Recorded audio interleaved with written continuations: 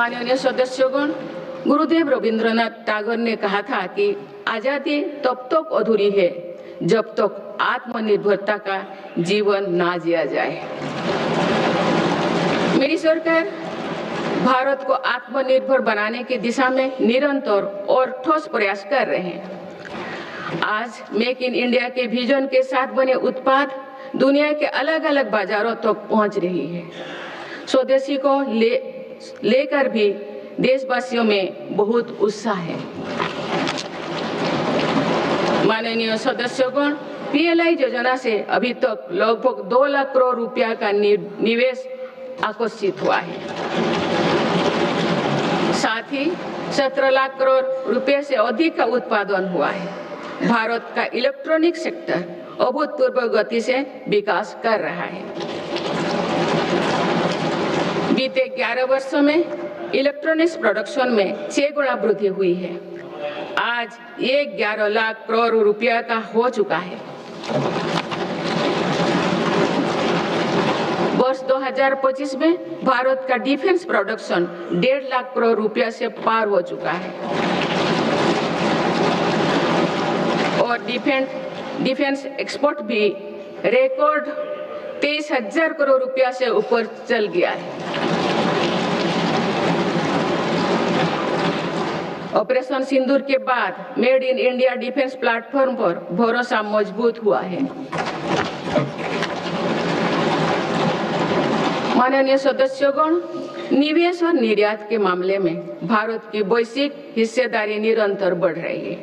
बीते 11 वर्षों में भारत में लगभग $750 बिलियन का एफडीआई आया है। मेरी सरकार भारत में नई सेक्टर्स को प्रोत्साहित दे रही है। आधुनिक मैन्युफैक्चरिंग और भविष्य की टेक्नोलॉजी के लिए माइक्रोचिप में आत्मनिर्भरता बहुत आवश्यक है।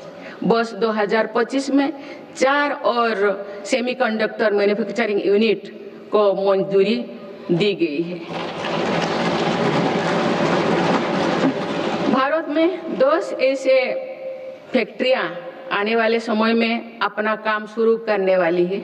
भारत अब नानो चिप निर्माण के लिए भी बड़े कदम उठा रहे हैं। माननीय सदस्यगण, चिप के अलावा एक और बहुत बड़ा क्षेत्र है जिसको लेकर मेरी सरकार ने मिशन मोड पर काम शुरू किया है।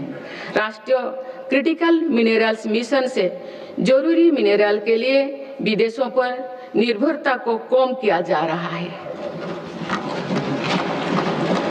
माननीय सदस्यगण, अतीत में भारत समुद्री व्यापार की एक महाशक्ति हुआ करता था, लेकिन गुलामी के बाद दशकों की उपेक्षा के कारण आज भारत का 95% व्यापार विदेशी जहाजों पर होता है। इस पर हर वर्ष 6 लाख करोड़ रुपया से अधिक खर्च होते हैं। मेरी सरकार इस स्थिति से देश को बाहर निकालने में जुटी है। शिपिंग सेक्टर के लिए सरकार ने करीब 70,000 करोड़ रुपया का ऐतिहासिक पैकेज घोषित किया है। बड़े जहाजों को इंफ्रास्ट्रक्चर का स्टेटस दिया गया है। इतना ही नहीं, शिपिंग से जुड़ी पुराने कानूनों को भी वर्तमान जरूरतों के हिसाब से बदला गया है।